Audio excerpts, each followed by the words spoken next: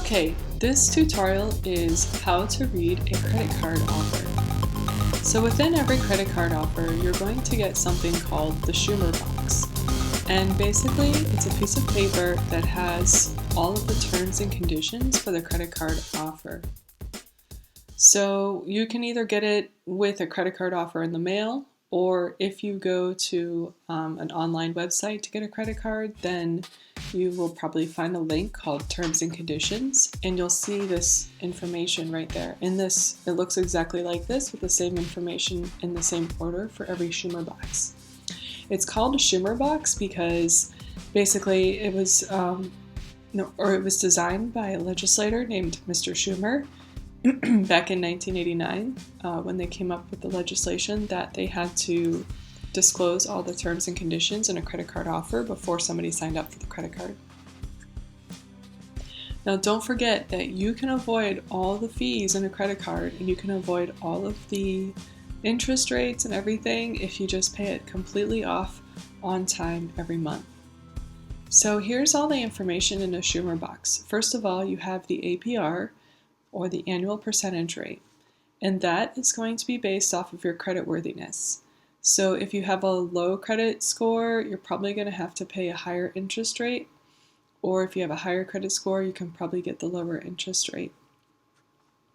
These interest rates are going to change. It's called variable. The word variable means to change, and so this is a variable APR, and it says it will vary with the market based on the prime rate. And the prime rate is the interest rate that is set by the Federal Reserve for interest rates and for borrowing. So you could get 11.9% interest rate to start out, but if the Federal Reserve decides to raise interest rates a couple months from then this number is going to go up a certain amount above that prime rate going up as well. So you have several things on here. The APR for balance transfers is not as important as the APR. In this case, you see the same numbers in the APR for balance transfers as you do for the APR in general. So basically, once again, this is based off of your creditworthiness. And a balance transfer is when you have an old credit card and you want to transfer the balance from the old card to the new one. The balance is how much you owe. So if you're 18, you probably don't have any other credit card balances, so that's really irrelevant. Now, the APR for cash advances, I do not recommend that you take advantage of that feature of the credit card because the APR is a lot higher and there's more fees associated with that.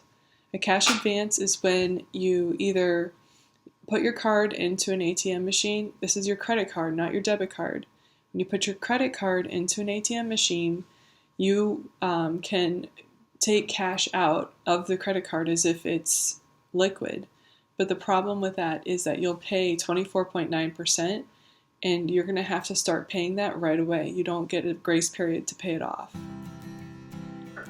In addition, they'll send you checks, blank checks in the mail in your credit card statement. If you use those checks, it's like a cash advance, and you have to pay interest on it right away, and it's going to be this higher rate. Now, this box right here, penalty APR, is very important. That is what happens when you miss a payment or if you're late. So not only do you get a fee a lot of times, but your interest rate will go up as well.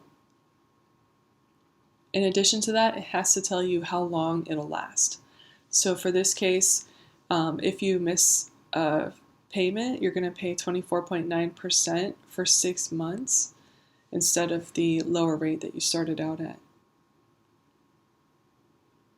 It says the APR will apply indefinitely unless you make the next 6 consecutive minimum payments on time following the rate increase. So then you have to be on time for 6 months, or else it'll continue for another 6 months after that.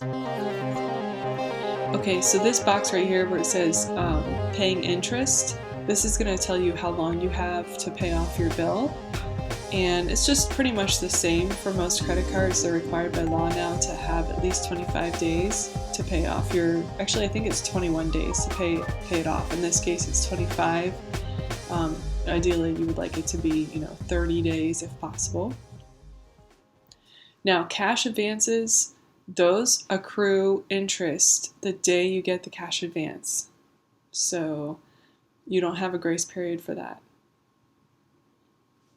The minimum interest charge is not important, but it's just good for you to know. And that's basically stating that if you pay interest, the least amount you're going to pay in this case is 50 cents.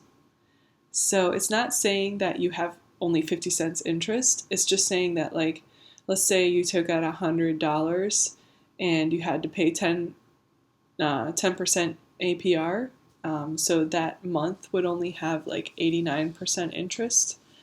Okay, so as long as it's over 50 cents, then you'll pay 89 cents. That's all it means. 50 cents is the least amount of interest you'll ever pay. This box for credit card tips from the Federal Reserve Board, that's just stating how to get more information from the Federal Reserve to find out about how to deal with the credit cards. They have resources at that website. I think they have it's been updated to have some other wording on there too. It's just kind of like general information about how to deal with credit cards and get more information about credit card offers. All right, this box down here at the bottom is really important. It's about fees. So the annual fee in this case is $59, and I don't recommend you getting a card that has an annual fee. You shouldn't have to pay a yearly fee. You have transaction fees as well, and basically in this case you have transfer fees and cash advance fees. So this is going to the balance transfer that we were talking about earlier. If you have an old credit card and you want to transfer the balance to the new one, then you would not only have to pay, in this case, let's see, it's the same interest rate, but you would also have to pay a fee as well, and that's how they make money off of that. So usually it's 3 to 5% plus a certain amount of money. Now, like I was telling you about the cash advance, we don't recommend it because you're going to have to pay a cash advance fee. And in this case, it's either $10 or 3% of the amount of each cash advance, whichever is greater. Then on top of that, you have penalty fees. So we have the late payment fee, and that's if you pay late, you're going to pay a $35 fee. In addition, don't forget, in addition to the penalty APR. Okay? So you definitely want to try to pay on time every month. And you'll also have an over the credit limit fee. Basically what that states is if you go over your credit limit, you're going to have to pay a certain amount of money. In this case, there is none, but most banks have that. It's usually about $20 to $40. Return payment fee is, hopefully you'll never have this fee, but basically if you write a bad check and it bounces, then you have a $35 fee.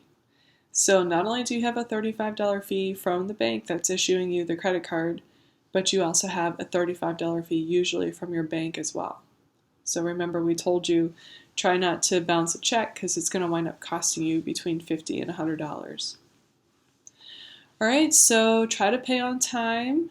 The most important things here are hopefully the APR and the information regarding the penalty fees and the late payment fee and the over the credit limit fee.